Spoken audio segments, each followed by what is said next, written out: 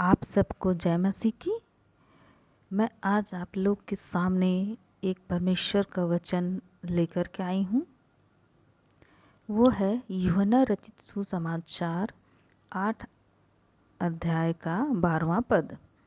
उसमें लिखा है कि परमेश्वर ने कहा है कि मैं जगत की ज्योति हूँ।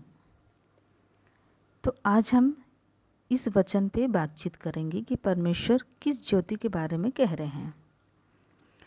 आपको पता है कि ज्योति का मतलब होता है लाइट, जिससे हमें रोशनी मिलती है। और ये ज्योति कहाँ से आती है? अगर हमारे घरों में अंधेरा हो जाता है तो हम अपने घरों में ज्योति लाने के लिए, रोशनी लाने के लिए दिया जलाते हैं, कैंडल जलाते हैं, या फिर हम लाइट जलाते हैं, है ना?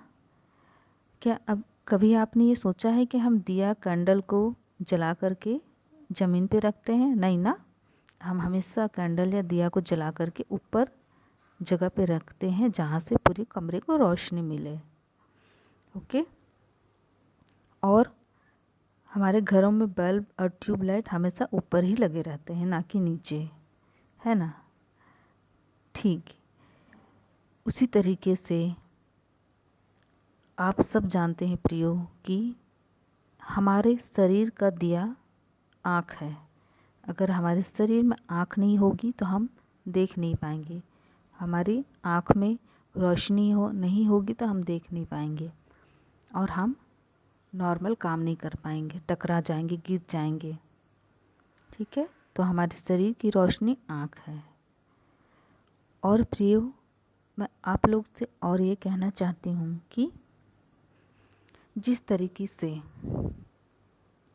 सूरज, मैं किसी नाम का नाम नहीं ले रही हूँ, सूरज मतलब जो सवेरे उगता है वो सूरज, वो ये नहीं देखता कि कौन अच्छा है, कौन बुरा है, कौन 4 बजे उठ रहा है, कौन 12 बजे उठ रहा है, ये सब चीज़ें वो नहीं देखता। उसका काम है निरंतर सवेरे उग करके हमारे धरती को रोशनी देना, पूरी दुनिया को रोशनी देना।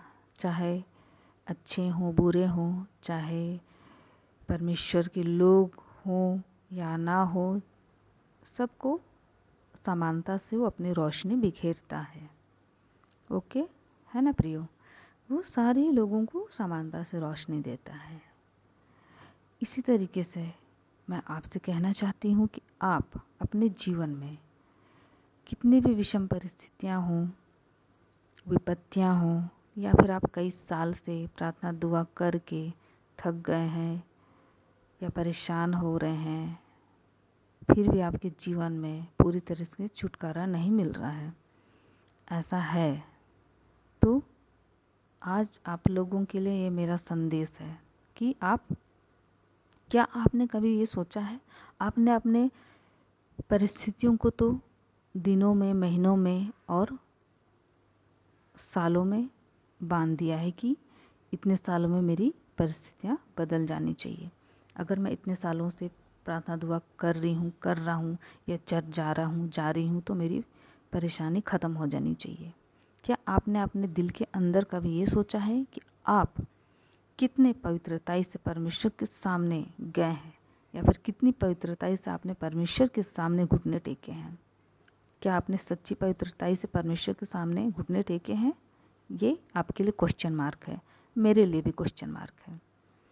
अगर आप अपने अंदर की पवित्रताई से परमेश्वर के सामने घुटने टेकेंगे तो आपको अपनी परिस्थितियाँ बदलने के लिए सालों, महीने या कई दिन नहीं लगेंगे, क्योंकि परमेश्वर हमें इस धरती पे आशीष देने के लिए बुलाया है। परमेश्वर ने कहा भी है वचन में कि आप आशीष के मूल हो।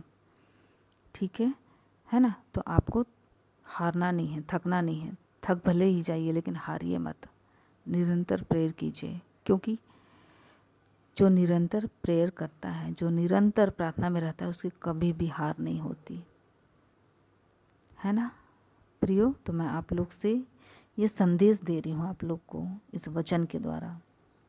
अब मैं आपसे ये कहना चाहती हूँ कि क्या ये जो रोशनी है, परमेश्वर की रोशनी हमारे अंदर है कि नहीं, ये देखते हैं। अगर हमारे अंदर परमेश्वर की रोशनी है तो आप पहले से अपने आप को बदला हुआ पाएंगे।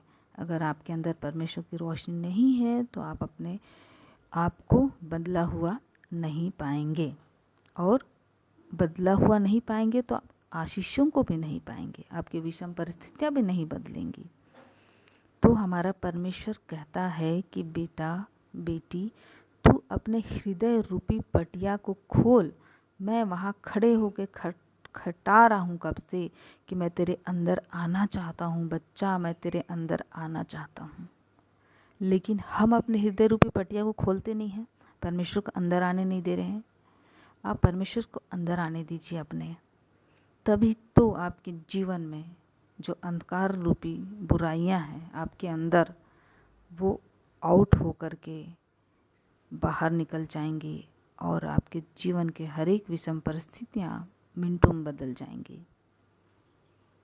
तो आप परमेश्वर को अंदर आने दीजिए, ताकि परमेश्वर की जो रोशनी है आपके अंदर जाएगी, तब फिर आपका अंधकार रूपी बुराइयां बाहर निकल जाएंगी।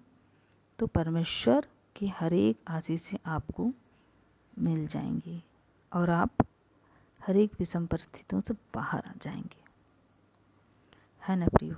जिस तरीके से हम कभी बाहर जाते हैं अंधेरे में तो अपने हाथ में टॉर्च या लाइट लिए हुए जाते हैं, अपने मोबाइल के टॉर्च लाइट को जला कर जाते हैं ताकि हमें रास्ता सही सही दिखाई दे, हम कहीं भटके ना, हमारे पैरों को सांप बिच्छू काटे ना।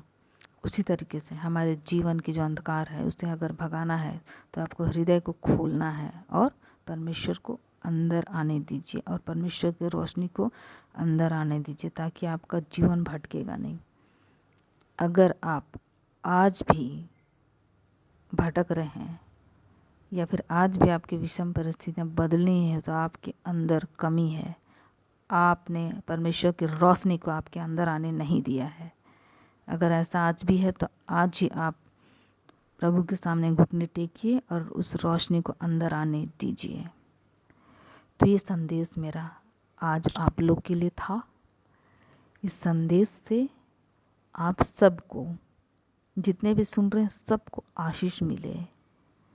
आमीन आमीन आमीन।